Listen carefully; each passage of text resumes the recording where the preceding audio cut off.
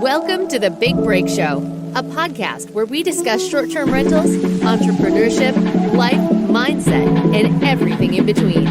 Here are your hosts, Rafa and Jesse Vasquez.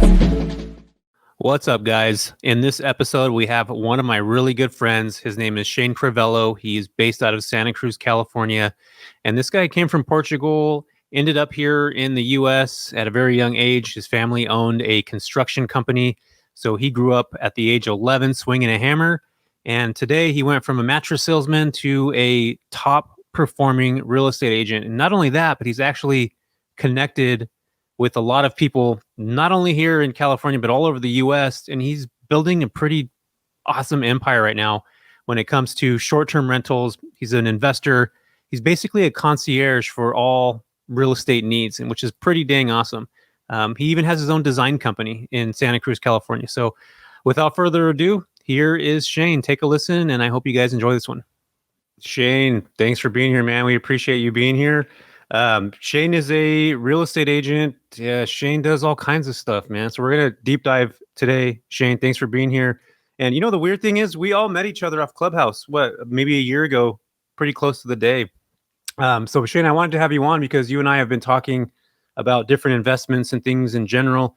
And man, I like your story. I like what you have going on. I really want the audience to hear what you have going on. So tell us a little bit about what you do and who you are. Thanks, Jesse. No, thanks for having me on here. And also Rafa, thank you as well.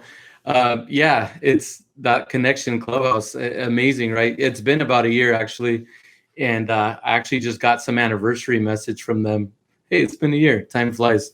No, thanks for having me. My name is Shanne Carvalho. I'm actually the son of Portuguese immigrants. My parents are immigrants from the Azores. They came to this country and, tried to find the American dream. My dad ended up starting his own construction company after working for other companies, kind of working his way up. My mom, had some different jobs, and then she, decided to get into cutting hair, and she became an excellent cosmetologist, ended up having her own salon. And they both retired a few years back, but everybody thought I'd be the next contractor to take the company over. And I did work in the family business in construction growing up. And I have three younger brothers. The brother below me ended up taking over the company when my dad retired about 10 years ago. And I got completely out of the family business to focus on real estate and my other ventures. But actually, I did get a little sidetracked. In college, I met someone who was in mortgage lending. And so I kind of sidestepped real estate for a minute and went from construction into being a mortgage broker in 1999, and did really well as a mortgage broker, actually. And being trilingual, growing up here in Santa Cruz County, I'm fluent in Portuguese, Spanish, and English. And so I did a lot of business actually with Spanish and Portuguese speaking clients, and, kind of came up the ropes there in the mortgage business, helping, a lot of other immigrants and other people, achieve home ownership. And it was financially rewarding, but it was actually really just rewarding in general, just because I naturally like helping people. And anyway, I did get my break when the market crashed. I did have an opportunity to finally shift over to real estate, which was always my dream. And in 2010, I went full blast into real estate sales, found my way to the top in real estate sales, and along the way have just started to innovate and became more like an entrepreneur, and have gone on to open, a lot of little businesses around real estate and in real estate, and have come to the point where consider myself like full service or like a concierge for pretty much anything real estate house related that you may need. Yeah, dude, you have such a cool story. So I'm going to kind of dive into that real quick. What age did you come here? And it was, this is something we've talked about before in this podcast. And like Rafa and I we're Hispanic, right? So we were always taught you got to work hard for stuff. Same thing as the Portuguese culture. They're very similar in a lot of ways. So did you learn like that ethic through your parents, through that working ethic? Because I was just talking about this before the podcast actually started. I've never seen a dude as busy with like phones and stuff happening at the same time as you. Like, I'm kidding. I'm not kidding. And I've worked in healthcare. Like, I've seen a lot of like crazy stuff going on. But just being around Shanne, like I get my freaking blood pressure goes up, dude. So I gotta limit my time with you, man, because my blood pressure is just like boof. Yeah, man. So like, did you was that something that you learned through growing up? I mean, kind of tell us about when you came here to the US, what that looked like, what your work ethic was like, what you were taught. I like diving into those things because I think a lot of times, we have those instilled in us as children, and we kind of, measure as we grow, we kind of keep those same, that ideology. So kind of dive into that a little bit. When, your parents came here, you grew up, you're in Santa Cruz. Yeah, my folks came to Santa Cruz County. Actually, my grandfather, my mom's dad, is the one that forged the way, and they came in the '60s. And my parents actually got their high school education here in the U.S.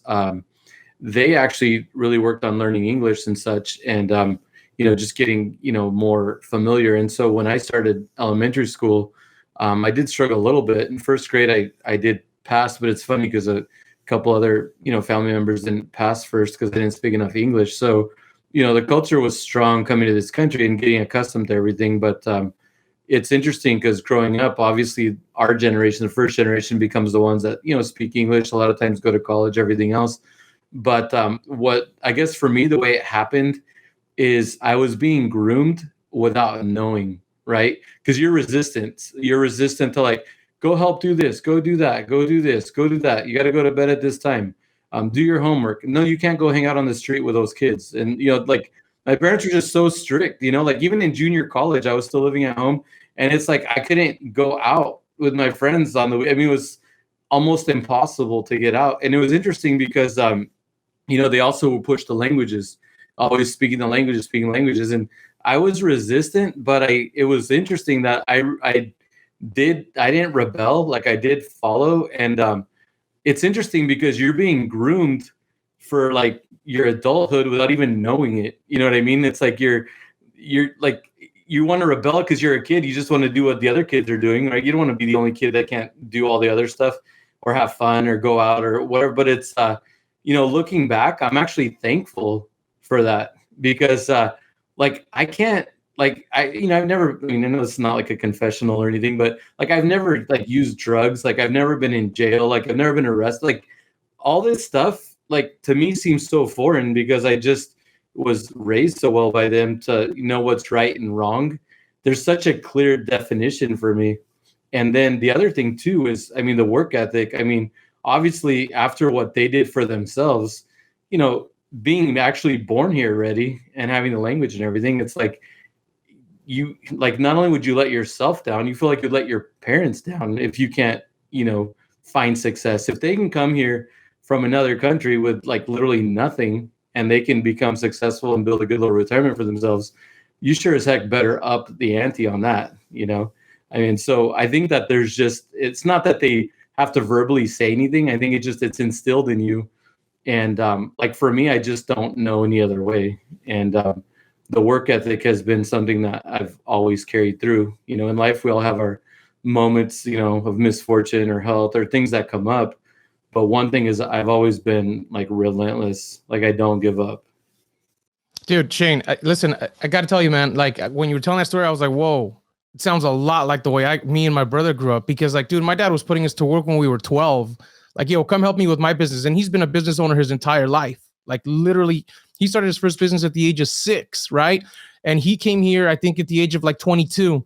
I came here at the age of 6. And when I'm 12, this dude's like, okay, well, you guys want to make some money? Like, no, you come in with me. And he would put us to work.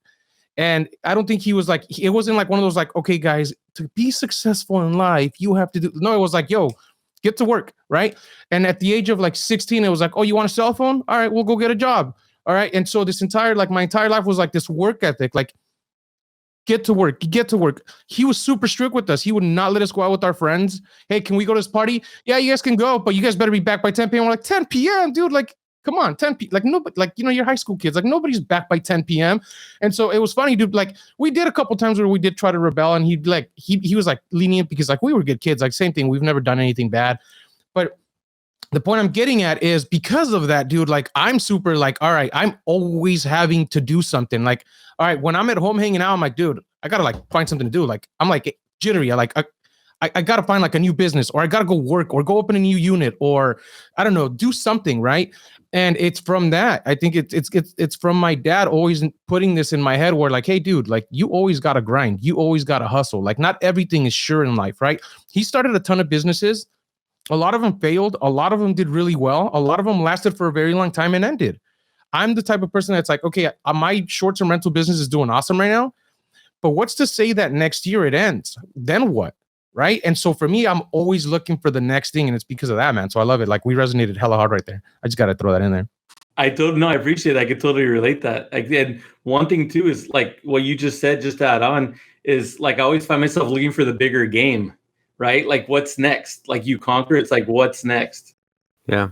See, I look at that too, Shane, as a blessing and a curse, because in my brain, I'm never happy with where I'm at. And I think that's where I'm having to learn how to like be mindful and celebrate those little victories. And then you move on to the next one. I think a lot of entrepreneurs have that in their heads, and a lot of people just in general, because we have such a high expectation of ourselves that we have to level up. And what Rafa just mentioned right now, dude, I have that same thing too, where I feel like I'm not doing enough. Like if I'm sitting around, Rafa and I were just talking about this. Like Rafa was up playing video games till 2 a.m. Sorry, bro. I had to blast you out on that. Come on, dude. I just recently started playing PlayStation again because a bunch of friends got me one. So I'm like, all right, I'll play with you guys. Now Rafa's not gonna be able to sleep because I just brought this up on this show. But anyway, what I'm trying to say is like, dude, like that slow time, like I have to learn how to be able to like accept that time. Like I have to learn how to be able to just be like, dude, I'm not going to do anything for the next 4 hours. Rafa, I know it's the same way. Shane, just by the way I've been around you, dude, like you go fishing and shit. That's your time to just be you. You know what I mean? Like you get to just turn your fucking phone off and just chill or whatever it is. But like, I think a lot of times this is something that's not talked about enough where, you know, there's this level of happiness that you get from getting to a certain point, but then that happiness like goes. And then you have to, as an entrepreneur, you got to figure out how to like live in that happiness or that moment of being like, cool, I just got 20 units or 25 units, or, you know, I just made, you know, $100,000 in the sale or whatever it is. But then there's always that next level that you have to get to. And I think that for us as entrepreneurs, you know, in general, people listening to this, if you have that same mindset, there's got to be ways in which, you know, mindfulness, meditation, stuff like that, to learn how to like stay in those moments and be grateful, you know, and understand them and then move on to the next one. I think that's, you know, something that I have a personal issue with a lot of the times. It's that success, then what's next? So I just wanted to kind of touch on that. So, I mean, is it just me though? Is it just me, or is it one of those things where like we all have that little voice in the back of our heads that's like, hey, like this isn't gonna last forever. Do something else, right? Like, I don't know. Am I the only one that goes through that? Like, Shane, does that happen to you where you're like, because you said you have a bunch of little businesses going on, right? Like, did you open them just because you saw opportunity, or was it because you wanted to be like, hey, I want to make sure that I have different things going on in case one of these doesn't work out, I can figure this out? Yeah, no, it's for both reasons. And just before we get into that, just based on what you guys were just saying, as far as time and everything, like that's the one thing I noticed, like as you get older, you know, like I'm going to be 47 Friday. And you know, that's another thing. And almost like you push the panic button, being an entrepreneur, you want to make sure you have enough passive income for retirement. And passive income and time are two things I didn't realize were so valuable to like the last year.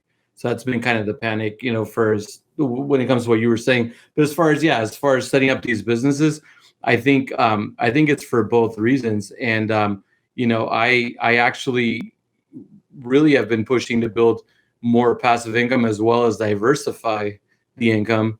And then part of that is to kind of touch on what Jesse was saying, is to have that quiet time or that time away from business, or that time when you can actually enjoy your life doing other things besides work. And I know there's an issue like with that whole blood pressure thing. He says, like, my trainer just handed me a sheet this morning on breathing, you know, and it's like funny because my masseuse gave me something similar last week. She's like, Shane, you really need to just take, even just, you know, every 3 hours, just take 4 minutes and just do this breathing exercise. And then he was giving me the same spiel this morning. He's like, you need to like breathe, because I'm like a shallow breather. I'm like go all day. You know what I mean? So anyway. It's hard, man. I literally, like, only in the last maybe 4 or 5 months, I've really like sat down and kind of been training myself to, hey, like, chill. You could enjoy a couple hours of television. You could play video games like, calm down, relax. The world's not going to end. take a breather, enjoy some free time. You know what I mean? Because if not, man, like I'm telling you, if I'm at home and I'm like sitting here like doing nothing, I'm just like, I gotta go like do something. I gotta go find something. I gotta go bring something to the table, right? So yeah, it's difficult, man.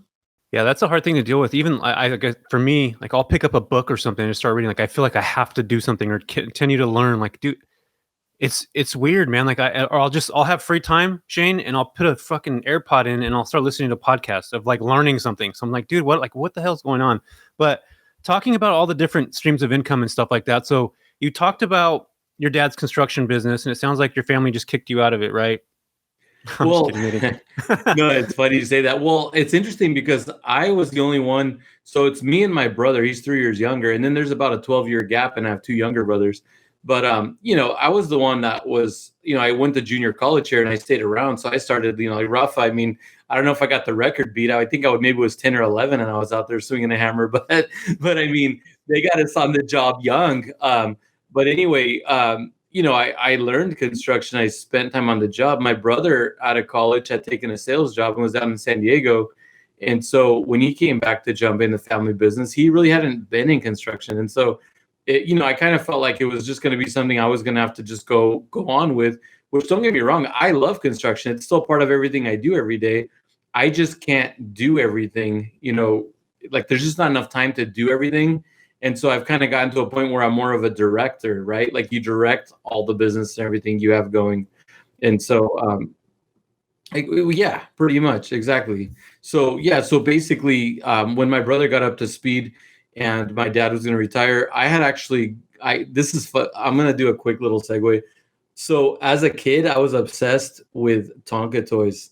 Like I had like the yellow dump truck, the tractor, like all of it. And I was like, someday I am going to drive tractors. In kindergarten, I'll never forget when they ask you, what do you want to be when you grow up? I said I wanted to be a truck driver. I still clearly remember that. So I don't know if it was a midlife crisis, but I actually ended up, we needed to do site work and dig out foundations and do grading and all this stuff. I decided that I was going to go ahead and go buy tractors and equipment, and I was going to start doing a lot of that part of our business. And so before, like my last hurrah before I got out of the family business was I went and got a bunch of tractors and stuff and ran equipment. I mean, I still drive by them on the highway and I Jones to jump in there. I mean, Rafa, you play video games. You should see my hand-eye coordination. Some people just got it, right? Like when I'm in an excavator, like one of my clients literally told me once, he's like, you're like a surgeon with that thing, right? If you have good hand-eye coordination. So it was just something I was talented with. But anyway, that was my last little hurrah before I got out of the family business. And like I said, I love all of it. And it was not leaving for any reason about not liking it or anything else. It was just, I couldn't do both. I was getting up at 3 a.m, doing construction till 2, going home, taking a shower, doing real estate till 11. I think I did that for 4 or 5 years.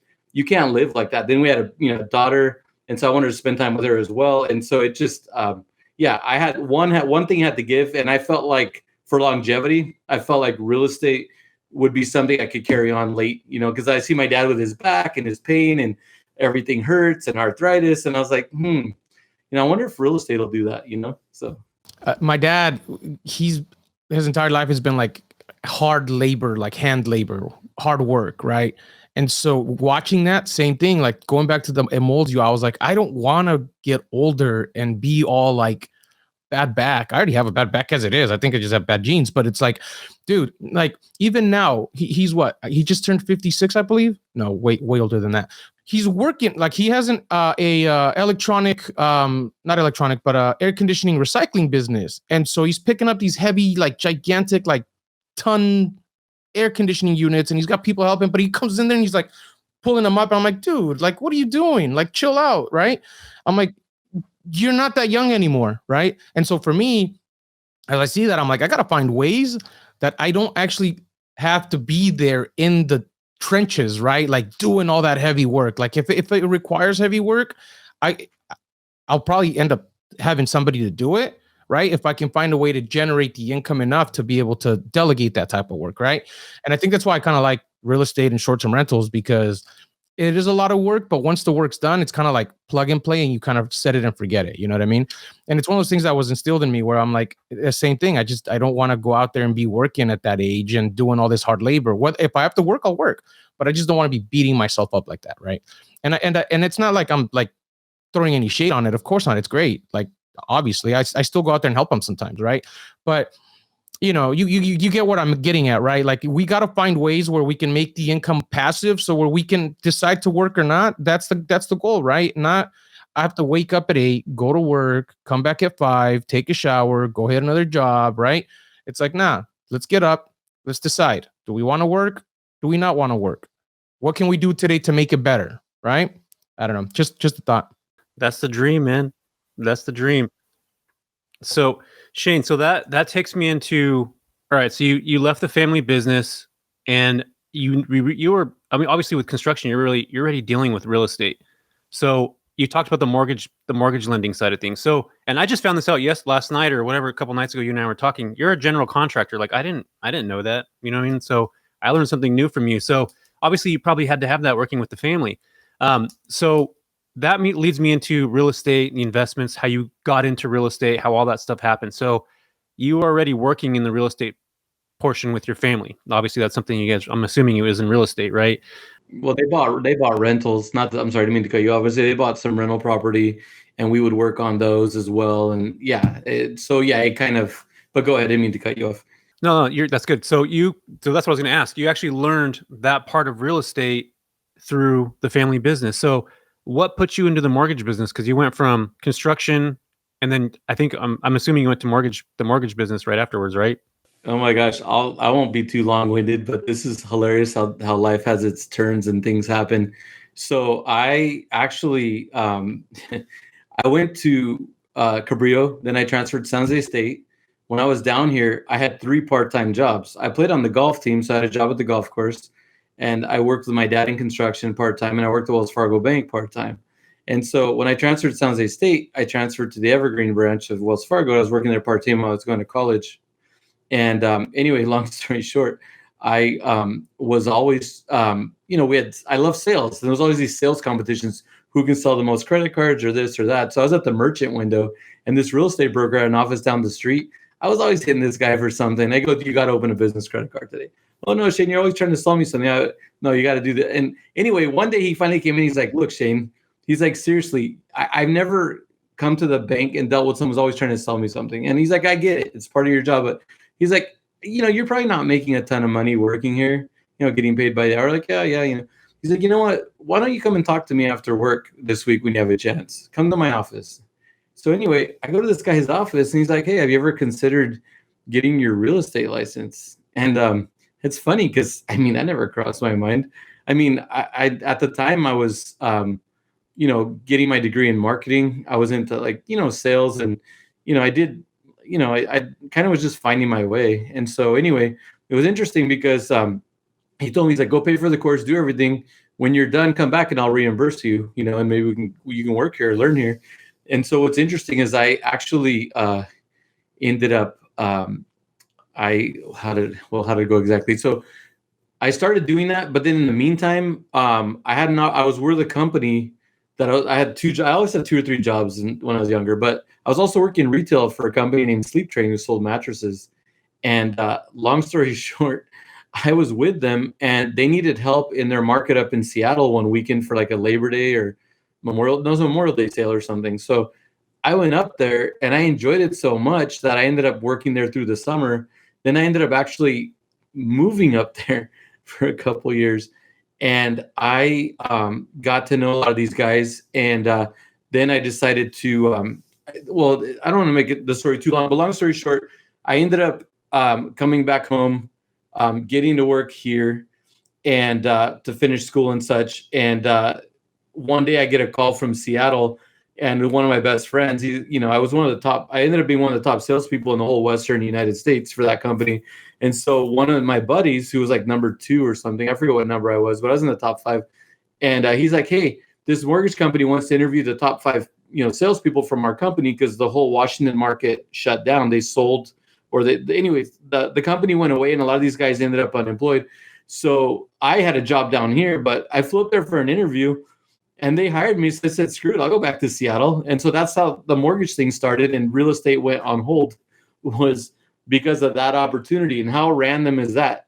Like the guy at the bank's like, here, come get your real estate license. I'm already studying that. But then in the meantime, I get this other opportunity to go work in mortgage. And these were both completely like, I wasn't even looking for them, right? Like I was at the bank doing my job and I'm over here at Sleep Train doing my job. It's like, it's just kind of funny how that happened, right? Yeah. One of the things you brought up, I come from a sales and marketing background. That's what the bread and butter was for me for a long time. And I can't stress enough how important, I tell my kids this, like, if you're going to do anything, get good at talking to people. Because at the end of the day, it's sales, right? Everything we do, it revolves around sales. And I've talked about this before. When you're a baby, you cry, you're trying to sell that your mom, you want to have milk or whatever. So literally, I think that's one of the most important skills to learn is sales. Out of everything there is to learn, if you can get a job being a sales guy selling mattresses and make a shit ton of money. You can be a salesman working at a bank, and somebody like you now, where you're at now, Shane, can go into that bank and talk to somebody that was a younger self of you and realize like that guy has opportunity. Hey man, here's my card. If you ever want a job or something, reach out to me. It's like you learn how to like evaluate people over time just by them communicating, and it all has to do with communication. And a lot of people, like, same thing with me. Like, I got a job one time just by communicating with somebody. And that's what I tell my kids. Like, if my daughter's working at McDonald's or she's got a job as a waitress, like, always make sure that you're on your A game, because you never know who's going to be the person you're serving at that moment and the opportunities that they can bring to you. Like, you never know. So treat every single person as if they have an opportunity to give to you. Because at the end of the day, that's how these things happen. Like, this is how these types of things, I mean, it happened in your situation. It's happened in my situation.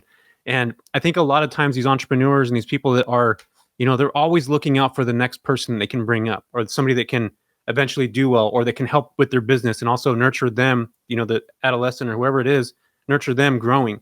So, that's a good thing that you brought that up, because I think that's super important. Not only on the sales side, because obviously I'm sales and real estate. I mean, you're a kick-ass agent. But just in general, like, you can transfer those skills to literally anything that you're ever going to do, regardless. Right. And it requires a lot of intuition. I feel like if you're a good salesperson, you have good intuition. But one thing I want to stress while you're talking about sales, one of the things that was really defining in my career young is I always like to help people. I was always very honest, very straightforward. Also, like I told you earlier, I like serving people. And so when I was managing the store, I ended up working my way up to manager, and I won't get into all that. But one day, I was in the store really busy. My guys take ups, kind of like car dealerships, where there's like, 3 salespeople, and as people come through the door, they rotate. This one lady, I'll never forget, the short little Indian lady in sweats walking around the store. Nobody's helping her. All these other clients are coming and helping all these other clients. So my job as a manager was to help overflow. So I go and help this lady, biggest sale of the year on the West Coast. She spent like, I don't know, 15, 16,000. I don't remember. At that time was a lot of money, right? Because this was years ago. And some of my sales guys in the store were upset with me. I was like, hey, you guys ignored this poor lady forever. She was wearing sweats. Anyway, she was some neurosurgeon from that big hospital there in Bellevue. Like, she was like super wealthy, super, like, I think she had written books and stuff. I mean, she was like just an unbelievable person, right? But, so along with, since you mentioned sales, I just have to throw that in there. It's like, you're a good sales guy, but a couple of things for me is always take care of people, right? Always be honest. Use your intuition so you don't get yourself in the wrong situations. Then also don't prejudge your clients. Like, always fully evaluate. Don't just shut down. Always be open. You never know. You never know who you're talking to. Yeah. I've went to car dealerships before, and I mean, I have tattoos and stuff you guys can see. I'd have car dealer, like, went to like a BMW dealership. Nobody would help me out on anything, dude. Like, I can't even tell you how many times it's happened to me. They're probably looking at me like, this freaking degenerate here, like, he doesn't have money to get a BMW. Like, what's he even doing here? But you're right. And some of the richest people that I've ever met, or wealthiest people I've ever met, are walking around in flip-flops, a t-shirt that's all raggedy, because it doesn't matter. Like, those things don't matter. And you're absolutely 100% right that at the end of the day, like, you got to serve people. And if you have integrity with whatever it is you're doing, you're selling, that's where it's going to come. And people can notice that. They can feel it. You know what I mean? Yeah, no. So I just want to touch on this really quick, because I think that being that type of person comes with the growth of becoming that person, right?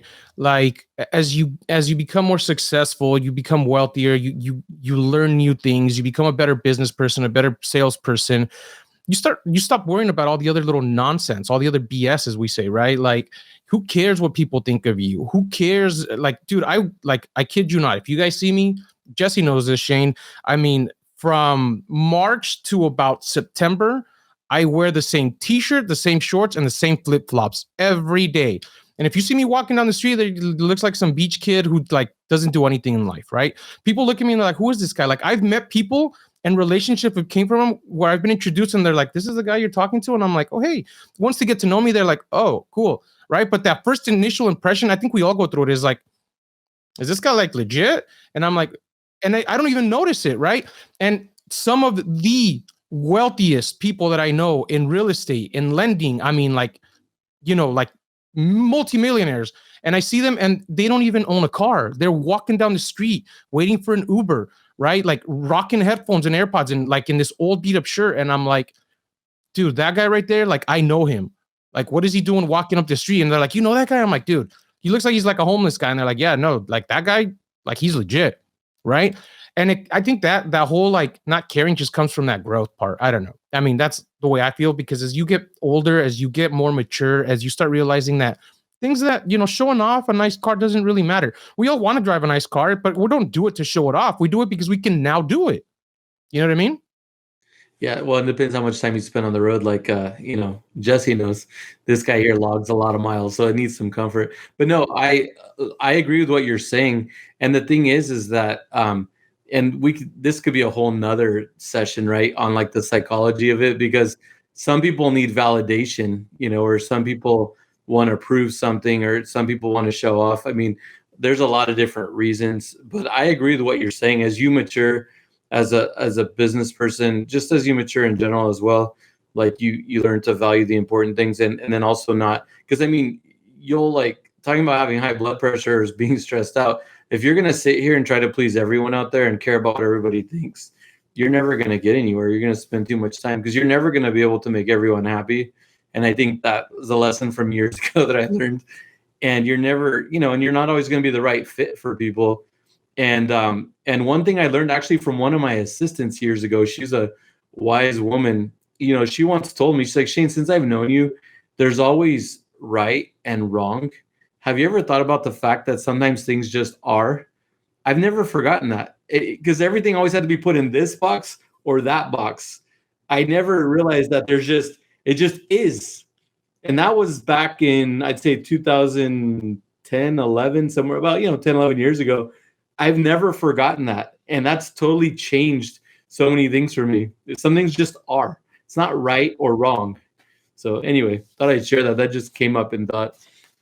Yeah, no, that is. I mean, it is what it isn't. Again, that goes to perception. You can't just look at somebody and judge a book by their cover, and that's just in reality how things are. So, all right. So take us through. You went through the mortgage business, you learned sales, and sales must have been somewhere in you. I think people could be taught it, but I also think there has to be some kind of level of customer service that comes from somebody. You have to kind of have been around a dad that talks, is overly outgoing, that is just like, you have to have seen that happen at some point. Not that you can't learn it from some, on some way, but you have to have it. And then to be super successful in sales, you have to have that like somehow ingrained into you.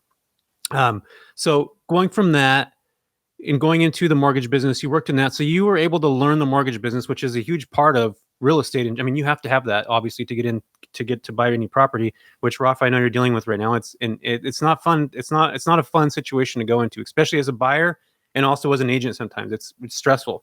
So my question for you is, from the experience with the mortgage business, going from, learning the sales to the mortgage business, and then what put you into real estate? What got you into that mode? And then we'll kind of segue into all the investments that you're doing now. You've been like a top earner in your market for, I don't even know how many years now. And you've been in real estate just in general for over 20 years, I think. So, and the thing that I love about that, Shane, is that people, when you probably started doing really well, people were probably like, oh, this guy's just getting lucky. Or this guy got lucky to get in this job.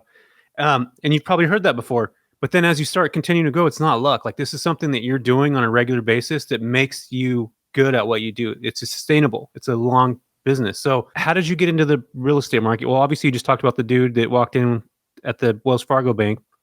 That was the mortgage portion. So how did you get into actual real estate? Well, he was to start principals. It was him. It was the other guy that got me into mortgage.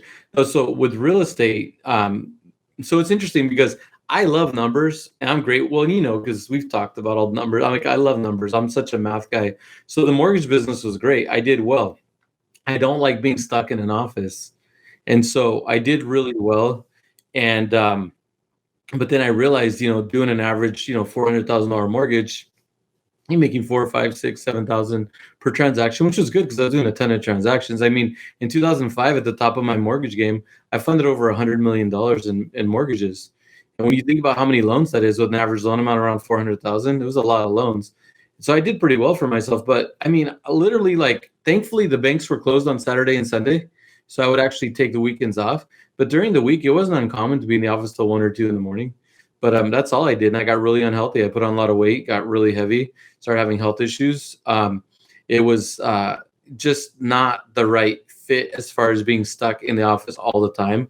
And then I realized doing real estate transactions, you could make more money per transaction, deal with less clients, and also get to be outside. And then also I was flipping homes on the side as a mortgage broker, so I was, that took up some time. So I was a lot of hours doing mortgage, but then because of my construction background, when I started, I was doing all the carpentry work myself.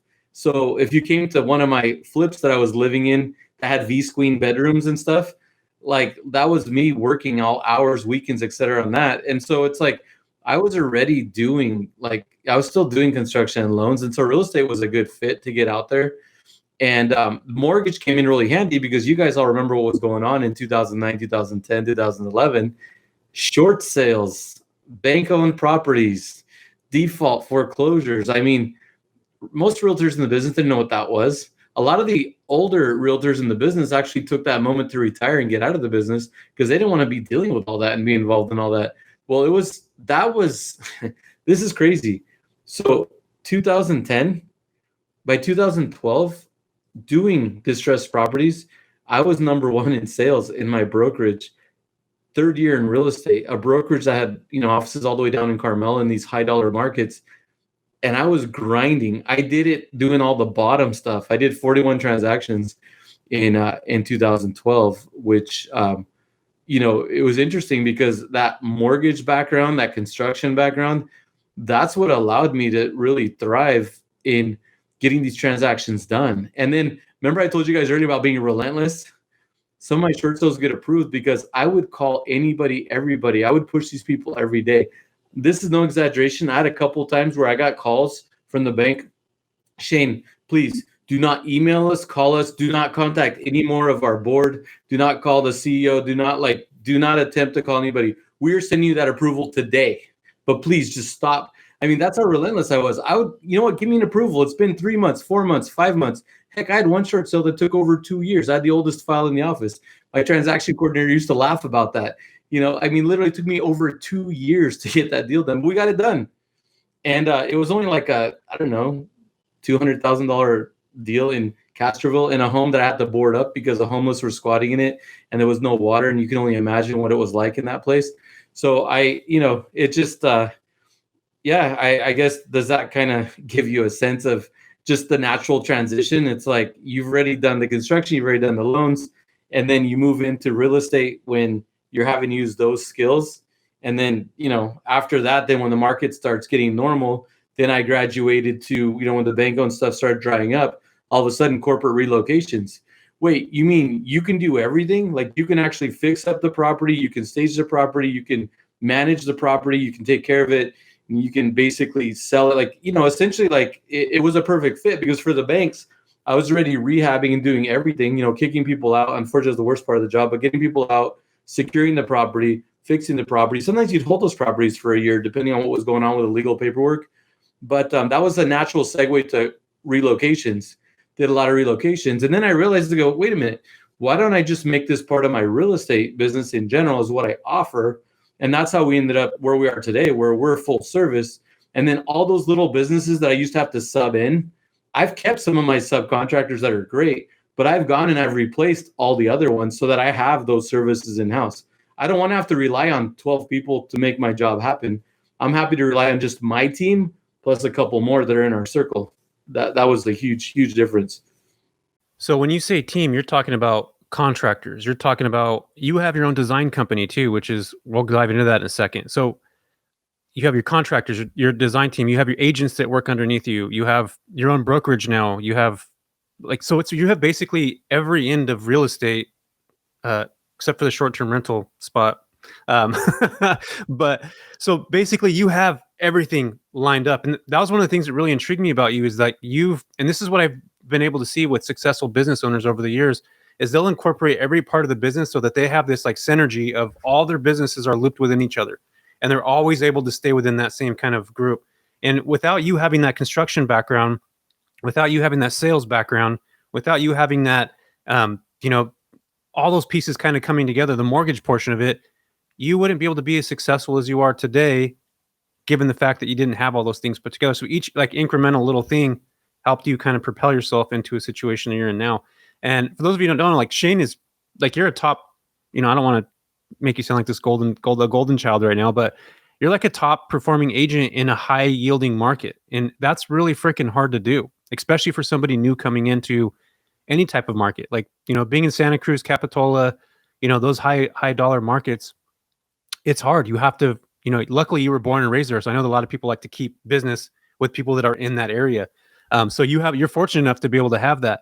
And you might have even played golf with some of these guys when you were working at the golf course. So, I mean, tell us now about what you're doing in the real estate world and how you're involving all the investments now. And these are conversations you and I have had, offline, where you're still working in real estate because you love serving people. That's what you do. But you're also starting to look at your future now and the investments that you're putting together that are going to serve you, 10, 15 years from now. Just like Rafa wants to be hanging out, sipping margaritas when he's 55, whatever islands he chooses. You have the ability to be able to do that now. So you're structuring yourself for the future. So like, tell us about what you're doing and what you have going on right now. I want to own the yacht that's going to take Rafa to his islands. Let's do it. Yes. You will own that yacht. It's interesting. Like I mentioned earlier, passive income has really reared its head back in. And, it's like we always want instant gratification, right? It's those big chunks of money from flipping a house. It's that big real estate commission. It's always like, making it in chunks. And so there's a lot here. So I know, for sake of time, I'm not going to get too into detail, but, the real estate sales business, I love, and I've built, a business where about 90% of my business is repeat and referral, great loyal client following. And I know that, I really don't have to leave my house. And I know that I would say my baseline is probably about 30 million in sales. And it's, in this market, our average, transaction last year was probably right around $1 million, $1.2 million. And so, that you have the loyalty and the following of clients that you're going to have kind of like this baseline. So as a personal producer, I still want to do more, but I know that I've earned that and built that. And I definitely want to continue to work that. But in the meantime, I've actually gotten my own branch now here in Aptos, kind of in the center of Santa Cruz County. What you said is correct. I did grow up here and all, but you'd be surprised how disconnected I was from my market because I was so aggressive. I followed the business and the banks, everybody pushed me further out. I service 7 counties, and people around here, even the agents around here, the local agents, they know me. We do business together. I do transactions here, but they always think I'm crazy because I go everywhere. They're like, you're so crazy. We see you here. We see you there. We see, So I as part of this working towards retirement, opening up the branch here and now building a team of agents here is coming back to recenter myself where I grew up. And, I want to be more local. I don't want to be driving, get this, 55,000 miles a year anymore. That's not my goal. That's ridiculous, right? I might as well be a UPS driver. But basically in along with the office, I've joined, I've hung under EXP, a brokerage, which allows me to make residual income off of agents that come in. I've built a network of agents, and I really want to grow that as one of my retirement legs. And I like helping newer agents come in. I have about 7 of those agents now on my sales team. And I, try to bring them up and show them the ropes and share my experience, work with them on transactions. And then I have a solid support staff. I have my own transaction coordinator, have a couple assistants. Essentially, like, just have put together a really solid team to manage everything. I've also opened a home design store, that my stager decorator, she's been working with me for, I'd have to check, right, 13, 14 years. She's the one that picks all of our finishes when we're going to fix up clients' listings, when we're doing flips. She orders all the furniture and everything. During COVID, we sat down and came up with the idea that, hey, wouldn't it be great, since people always want to buy this stuff we stage with and everything, wouldn't it be great for us to still keep our staging warehouses and have that stuff to stage houses, but then maybe open a separate business with brand new stuff that we could actually retail to clients? And also just really, being a member of the Chamber of Commerce here and everything, and wanting to stay really involved in the community and wanting to help other people, we thought, hey, with this store, we'll provide as a platform for local artists and craftspeople to be able to sell their stuff. We can have their stuff here on display. We can rotate people through here. We can do events. COVID kind of slowed down the events, but we are, working with local craftspeople and doing that. And then in the midst of all that, I realized, like, I'm over here always trying to help my clients flip their listings to sell them. And it's like, how about doing more of that for ourselves? I've been doing that for the clients and for minimal, like, I don't share the equity or anything. So, I started getting into working with wholesalers and other people and just finding homes to flip. And so, I don't know, I think right now I'd have to look at my board, but I think I have 5 or 6 houses under rehab right now as we speak, have other stuff in contract, other stuff coming. And then along those lines, for passive income, I wanted to get into the Airbnb business. And, before I met you, I started, picking up units, and I got number 6 coming in now, and, excited to work, together on that, and have a couple more. So my goal is to have 20 by the end of the year. So, I have that business going. And then essentially, my decorator, we still have our staging warehouse. So we still stage all of our listings for our clients. And then I also wanted to do a little development for long-term, like, legacy properties.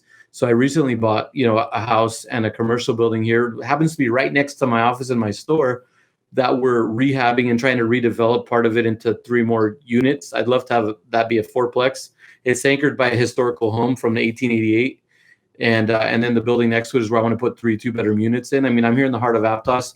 You go into Nicene Marks Park to hike or mountain bike. You walk down to the beach, have all the restaurants, shops, shopping center. I'm thinking from a long-term rental perspective, legacy property will be amazing. But I haven't even factored in the Airbnb part of that. But it's just like, these are all the different, like, aspects of what we do. And then along the lines of getting into actual rehabs, I have a couple of people on my team that landscape, handymen, that strictly just work for me full time. And then I also have a couple of contractors under our umbrella that, like, my brother will do some stuff on our mutual clients from the past. And then I have another contractor who has been with me since 2004 and does all remodeling. He's like a one-stop shop. We don't really have to sub people in. So these guys stay more local. And then when we get in other markets, like, obviously, Jesse, you've met Dave, Dave, out there in that Modesto area. And, we have contractors in different areas. But just without spending hours and hours explaining every last detail, that's kind of an overview of what we have going. I don't think I missed any of the main points. So it's the real estate team, fix and flip, you get the store. Yeah, that's kind of where we're at right now. And we, eventually can see, more growth and maybe opening up additional businesses. But right now, just want to kind of make it through the rest of COVID and the market and just see where things go before we get any more spread out. And like you mentioned, Rafa, you never know when things might be over. So diversification is great. But along those lines, a lot of the things I set up, I have a backup plan. Like, I know that those units that I have that are in Airbnb, they're doing like 5x. It's ridiculous. I know that right now I can long-term rent and I'll still be positive, 15, 20%. And so it's like everything that I've been doing, I've kind of thought of what if, lockdown, whatever. And so I still lose sleep at night sometimes worrying about, hey, do we have enough cash reserves? Or, are we in a good position? Is it smart to really be going and opening this, opening that? But there's 2 things that people will say about me is that, one is they know me as this crazy busy person like Jesse does. But the other thing too is that it's go big or go home. That's always been how I've lived. It's not always the smartest way, but I've survived it to this point, and I I feel like I've gotten wiser in later years, but I mean, that's essentially what I've built and where I'm going. And I would like to continue to obviously grow. And as I remove myself more from day to day, I'd love to go speak, public speak, help other people, get involved on doing other things. And yeah, I mean, just actually have time to actually choose to be able to do things like that, Dude, I mean, wow. Like legit, wow. You have a lot going on, dude. It's really impressive, right? Like Jesse says you're busy. Like I think that's an understatement, man. You have a lot of stuff going on. That's crazy. I mean, that's exciting, man. I want to see what you do this year, especially with doing the short-term rentals and everything now going forward. I mean, I'm a big believer of holding property, right, for long-term wealth, right? So that when we're older, we don't really have to do anything. And the fastest way in my eyes is through short-term rentals as well, right? You have so much going on that probably doesn't even matter. That's probably like a side thing for you, right? And which is awesome, right? Getting into doing Airbnb. You said what, 7 properties this year now, right? You're trying to get to 20. I mean, number 6. I got 7 and 8 are coming. They're just about done with construction, but yeah, my goal is to get to 20. And just so you know, it is a side thing, and Jesse saw some of the numbers.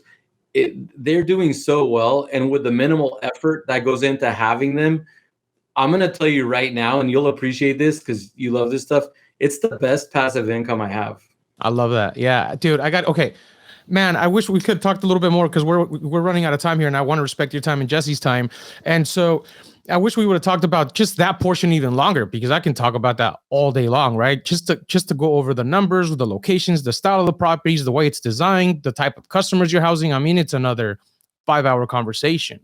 But, we got to transition into the questions we ask every guest here on the show. And being that the show is the Big Break Show, I want to know, Shane, what's your big break in life? Whether it was a personal thing, a business thing that made you, that one thing that where you clicked and were like, or something that happened that helped you transition to where you're at today.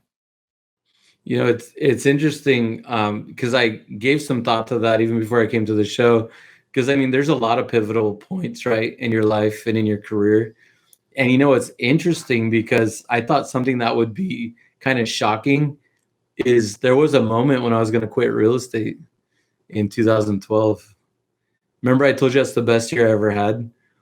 So there's this lady that I was referred to who's moved. She's in Texas now. In fact, I had a call with her actually a couple of years ago. I hadn't talked to her in years, but I don't remember exactly what it is that she does, but she had come here as an immigrant from Vietnam, had a brutal, just, you've probably heard a lot of horror stories, but just brutal story. But so she had this gift of helping people. And I was having, without getting too personal, I just gone through a bad divorce that had just been finalized, sharing custody with my ex-wife with my daughter, and I had gotten into another relationship. I mean, there was just a lot of challenges. And then I was working construction, real estate, just so much going on.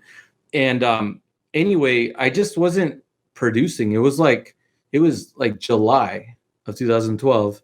And I think to date, I had only closed like 8 transactions or 9 transactions. And it just wasn't getting ahead, and I just wasn't happy. It was weird. Something just wasn't working. And anyway, I went and saw this lady twice and kind of just opened up to her and just said, here's my challenges. Here's what's going on. And I don't know, we worked together and I don't know, something clicked. I don't know exactly what happened, but I went on to close 30 sales in the next 6 months. I don't even know how that's possible. Looking back, I don't even know if I could do that today.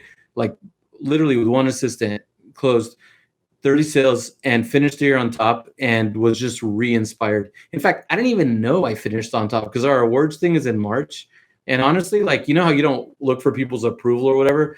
I'm just like in the trenches, right? I'm not like a flashy guy. I don't go out there and brag. I mean, we didn't get into it, but I mean, I've always been a top producer, whatever I've done, but it's my determination. It has nothing to do with what everybody else is doing. I'm just on my trip, my path. And yeah, it was in March. And that was like, for me, that was self-validation, which is a little different than looking for validation. It was just like, it encouraged me to be on the right path. And I feel like that was such a pivotal point in my career. Because think about it. What if, I think that was my big break, because if I had quit real estate, what would I have done? I mean, I got plenty of things to fall back on, but where would I be today?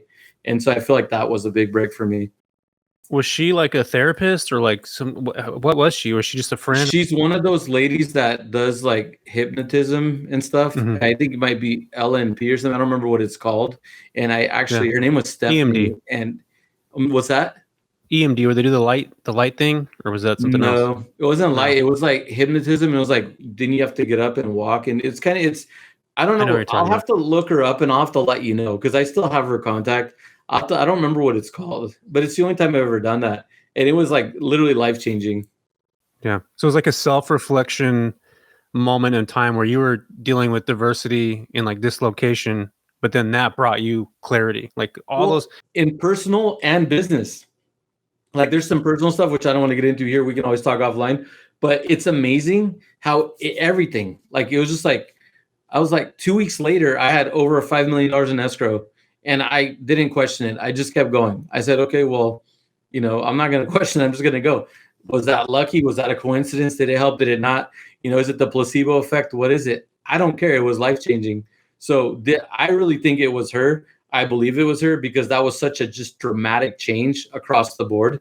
And so I believe it. I would see her again if I needed to, But yeah, it's some next level stuff that I didn't even know existed. That's pretty awesome, man.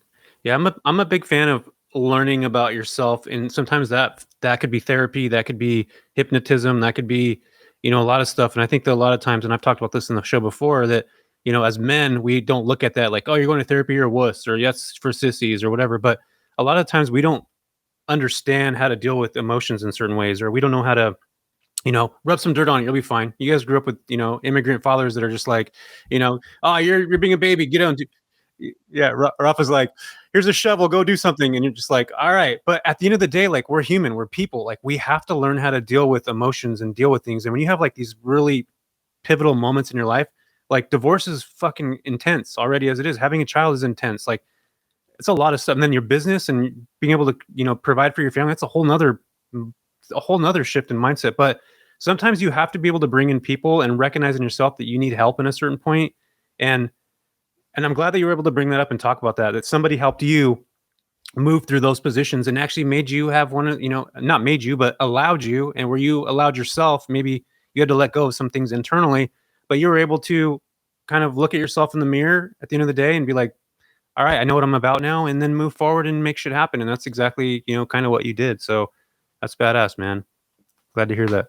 Get you, Shane. We got to find that lady for myself now. Give me your number so I can call her up. I'm like, dude, you got to shoot her to me because that sounds awesome.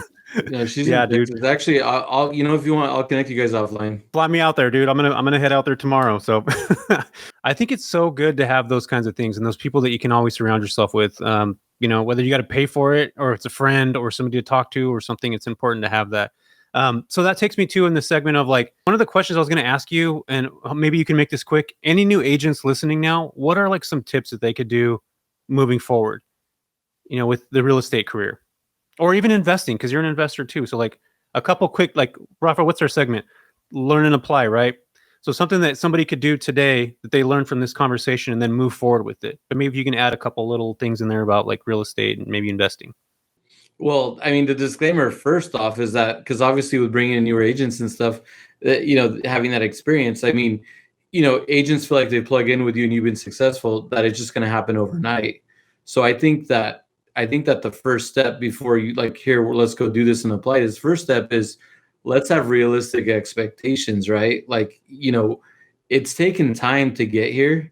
So I think that the first most important step is go find a mentor, go find someone who's doing it, go shadow them, like really like get entrenched and go do it. Too many people are learning about it, reading about it, studying it. And I deal with this all the time. I tell them, I go, you know what, just go find the deals and we'll figure it out. Because guess what? That's how I learned, right? Just go put your feet in the fire, right? So I think that to give someone a tip they can apply. So one is have realistic expectations and make sure that you're going to do it for the right reasons. If it's investing, if it's selling real estate, don't go do it for the glamour or for the money. Be like, I'm passionate. Like, I love what I do. You guys could tell.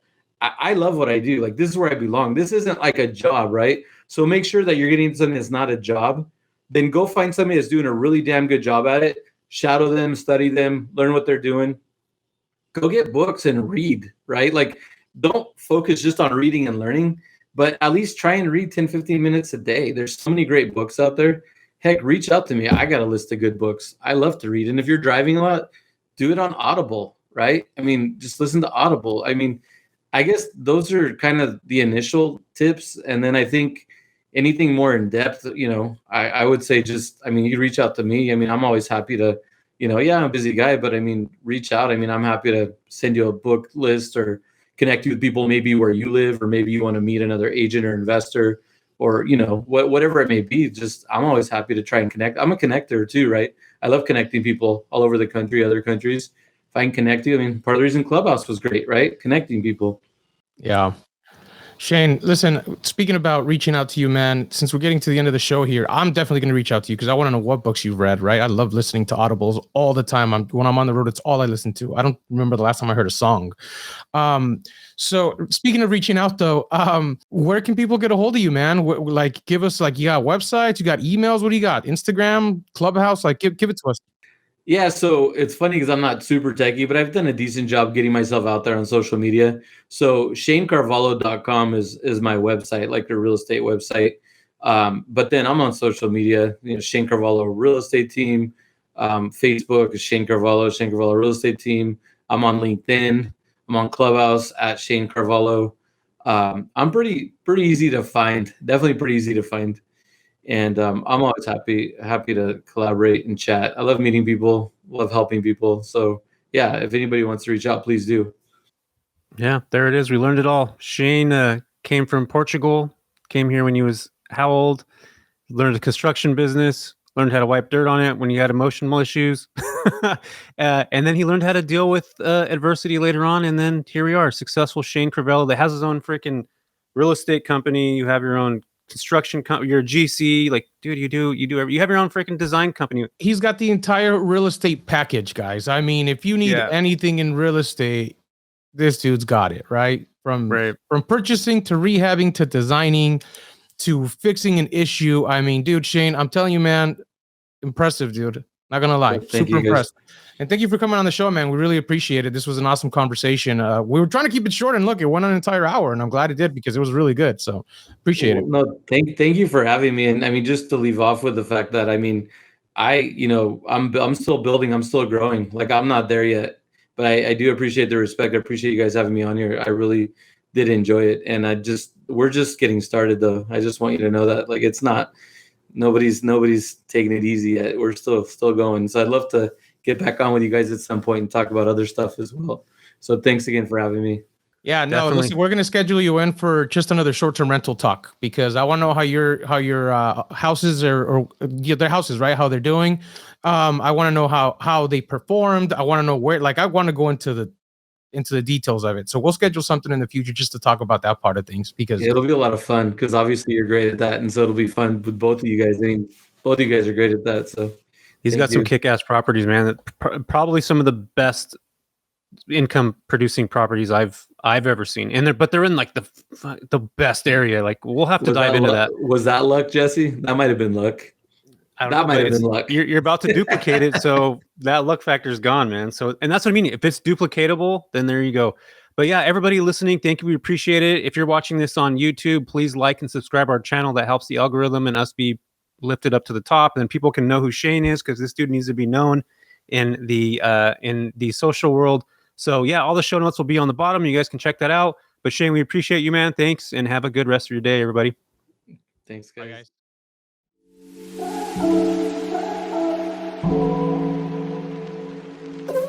Thank you.